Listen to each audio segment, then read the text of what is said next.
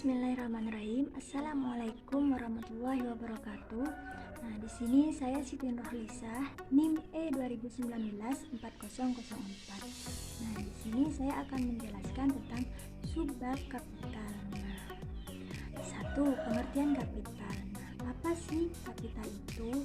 Nah, kapital di sini berasal dari kata capital yang akar katanya berasal dari kata Latin yang memiliki arti caput. Nah, caput di sini memiliki arti kepala. Nah, kenapa dinamakan kepala?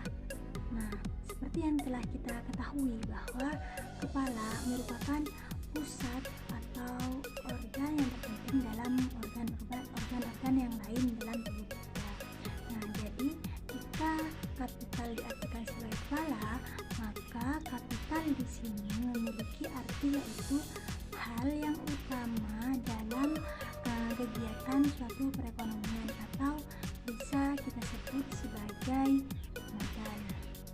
Nah, namun di abad ke-12 dan ke-13 kata kapital di sini tidak diartikan sebagai modal seperti yang difahami oleh kebanyakan orang, namun diartikan sebagai dana, persediaan barang, bunga uang pinjaman, dan lain sebagainya.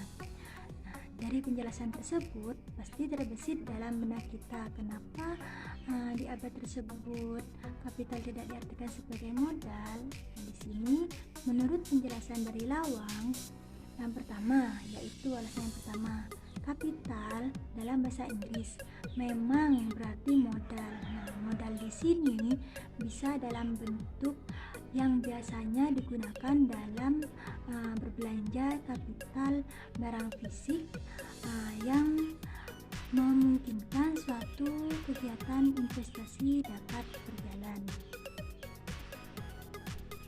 Alasan yang kedua yakni dalam bahasa Indonesia orang sering menggunakan istilah modal dengkul, di mana modal dengkul sendiri memiliki arti yaitu tidak ada uang sepeser pun untuk dijadikan modal untuk berbelanja barang kapital fisik, kecuali tenaga orang itu sendiri seperti halnya keterampilannya, tenaga fisiknya yang dimiliki orang tersebut dan lain sebagainya, atau gabungan dari keduanya.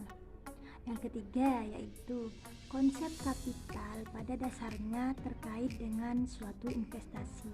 Nah, oleh karena itu kapital berhubungan dengan suatu proses yang cukup panjang yang tidak bisa langsung dipakai seperti halnya dengkul tadi yang sudah ada di depan mata dan siap untuk digunakan. Nah, dari alasan-alasan itulah kenapa konsep kapital tersebut tidak diartikan sebagai modal seperti kebanyakan orang yang difahami. Lain halnya menurut Karmat, kapital menurutnya ialah bagian dari nilai surplus.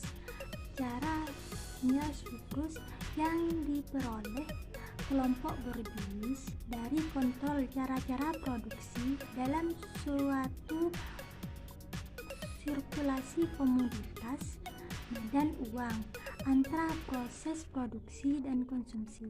Atau dengan kata lain, kapital merupakan bentuk investasi lain yang diharapkan dapat meraup keuntungan besar dalam pasar.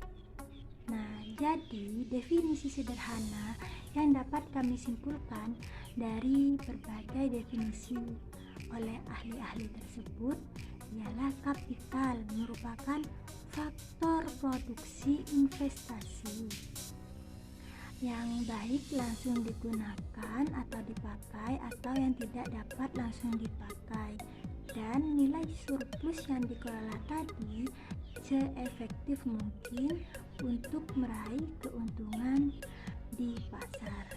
Nah, begitulah penjelasan saya mengenai kapital itu sendiri. Kurang lebihnya mohon maaf. Wassalamualaikum warahmatullahi wabarakatuh.